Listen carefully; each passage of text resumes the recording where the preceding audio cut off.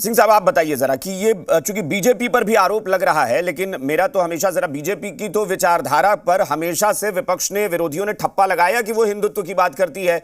BJP के गठन को ही लोग कहते हैं कि वो हिंदुत्व की विचारधारा के साथ ही गठन हुआ उनका। सवाल उन पार्टियों पर है जो लोग शिवसेना के नेताओं को न जाने क्या क्या कहते रहे। यह अलग बात है कि अब उद्धव ठाकरे ने राजनीति की धारा थोड़ी मोड़ दी और कांग्रेस के साथ सरकार चलाए, लेकिन क्या वाकई इस हद तक समझौता हो सकता है कि आरजेडी या जेडीयू के नीतीश कुमार उद्धव ठाकरे या आदित्य ठाकरे के साथ खड़े होने में परहेज ना करें?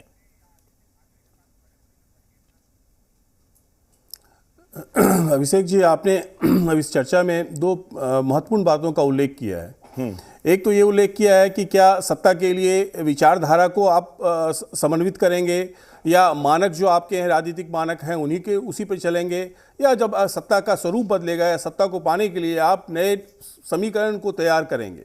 ये अपने गांव में स्टेशनरी बिजनेस शुरू करके हर महीने 2 लाख कमा रहे हैं। आपके गांव में भी ये करना है तो फ्रीडम ऐप को अभी डाउनलोड कीजिए। तो पहला जो उत्तर है वो नया समीकरण तैयार हो रहा है और विचारधारा और आपके पुराने राजनीतिक मानक जो हैं उसमें बदलाव दिखाई दे रहा है और लोग पुरानी बात को विस्मृत करते हैं। राजनीतिक पृष्ठभूमि ही है कि आप बड़ी बातों को विस्मृत करते हैं, जनता भी भूल जाती है। उदाहरण के रूप में इस चर्चा में सुशांत सिंह राजपूत की जब हत्या हुई या आत्महत्या हुई तो उस समय के बिहार की बात को लीजिए और उस समय बिहार के नेताओं का जो उनकी व्याख्या आई, उनकी बातें आई, उन्होंने जो बेबाकी से कहा था कि भाई जो सच्चाई, बिल्कुल महाराष्ट्र सरकार से एक खींचतान वाली स्थिति बन गई थी। बहुत मतलब यहाँ हमारे जब एसपी गए थे तो वो क्वारंटाइन हुए थे, तो उस पृष्ठभूमि को देखिए तो लोग भूल जाते हैं, पुरानी बातें को विस्मृत करते हैं। और राजनीति का ये बड़ा एक अजीब पहलू है कि राजनीति जो है आगे की तरफ सोचती है और नए समीकरण को होती है। यहाँ जो दूसरी महत्वपूर्ण चीज़ दिखाई दे रही है कि नए क्षेत्रीय दल जो हैं वो एक नया समीकरण बना रहे हैं। इसमें राष्ट्रीय दल भी दिखाई नहीं दे रहा है। बिल्कुल नए क्षेत्रीय दल जो है नए समीकरण को बनाने के लिए एक दूसरे से मुलाकात कर रहे हैं। उदाहरण के रूप में अभी केसी आ रहा है, तेलंगाना से वहाँ के मुख्यमंत्री आए और उन्होंने सारी बातें कही, तो एक क्षेत्रीय दल दूसरे क्षेत्रीय दल के साथ मिलकर और सारे समीकरण को टटोल रहा है। अभी हम लोग बहुत लंबी दूरी की यात्रा नहीं कर सकते हैं इससे, लेकिन टटोल रहा है। तीसरी महत्वपूर्ण चीज दिखाई दे रही है कि ये दोनों जो अभी स्टेट मतलब उद्धव ठाकरे जी आए हैं, 48 सीटें हैं महाराष्ट्र में और बिहार में 40 सीटें हैं, तो कहीं ना कहीं जो 24 जिसका आपने जिक्र किया कि 24 के लिए कोई नई सुगबुगाहट, राजनीतिक सुगबुगाहट बन रही है या बनाने की कोशिश की जाएगी या उसके परिणाम क्या आएंगे वो तो अलग बहुत महत्वपूर्ण होगा। आने वाले समय में उसका स्वरूप भी बदलेगा। लेकिन सबसे महत्वपूर्ण है क्या अपने विचारधारा में कितने दूर तक आप एक दूसरे पार्टियों को, उनके कार्य प्रणाली को, उनके लोगों को आप समाहित करेंगे या फिर आने वाले समय में जो राजनीतिक महत्वपूर्ण बदलाव दिखाई दे रहा है। क्योंकि मैंने इसीलिए बयान का जिक्र किया कि विरोधाभास, हालांकि ठीक है वो एक राष्ट्रीय पार्टी कांग्रेस है, लेकिन कांग्रेस के नेता जो हैं, शीर्ष नेता राहुल गांधी, जब वो बयान देते हैं और उद्धव ठाकरे एकदम काउंटर कर देते हैं कि बिल्कुल नहीं, तो जो व्यक्ति सावरकर को मानने वाला हो वो अचानक से उन दलों के साथ समझौता करे जो सावरकर को खराब बोलते हैं, बुरा बोलते हैं, देशद्रोही तक बोल जाते हैं, तो फिर ये तो बड़ा अजीब सा सिद्धांत हो जाएगा ना, अजीब सा समझौता होगा।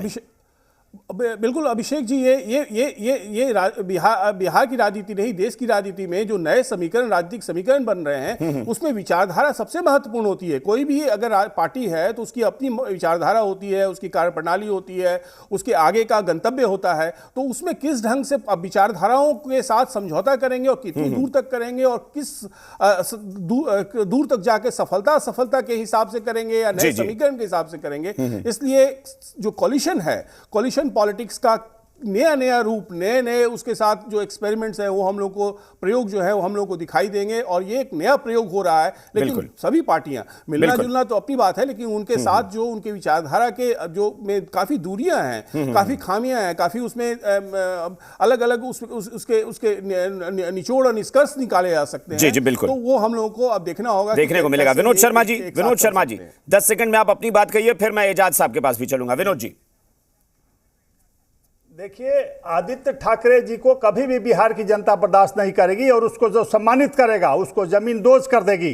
चाहे कोई भी हो, नीतीश जी हो, तेजस्वी, जो बिहारियों की पिटाई करते रहा, बिहारियों का घर उजाड़ते रहा, उसका सम्मान हो रहा है। इससे शर्मनाक बात बिहार में नहीं हो सकती है और निश्चित रूप से हम हर बिहारी को जगाएंगे। ऐसे लोगों के अनुप्रिया जी जगाएंगे, हर बिहारियों को बताएंगे।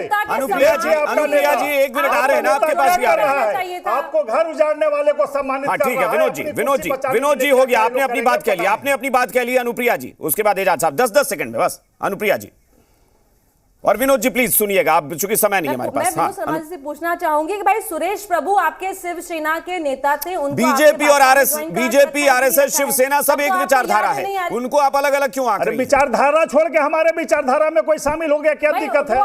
अपनी विचारधारा छोड़ के हमारे विचारधारा में रंग रहे, इससे अच्छी बात क्या होगी? घटनाओं की चर्चा आप कर रहे हैं कि भाई बिहारियों के साथ में अत्याचार हुआ था महाराष्ट्र में, पूरी दुनिया देखी है, पूरी दुनिया देखी है, देखा था ना, तो आपने नेता और आपके नेता गाली, नीतीश जी गाली देते थे, तेजस्वी यादव गाली देते थे। चलिए एजाज अहमद साहब, एजाज साहब बस देखिए, एक्सपर्ट भी मान रहे हैं कि अब लग रहा है कि सिद्धांत पीछे रह जाएगा और वहां पर सिर्फ सरकार बनाने का समीकरण ये मायने रखता है। एजाज अहमद साहब, विनोद जी प्लीज।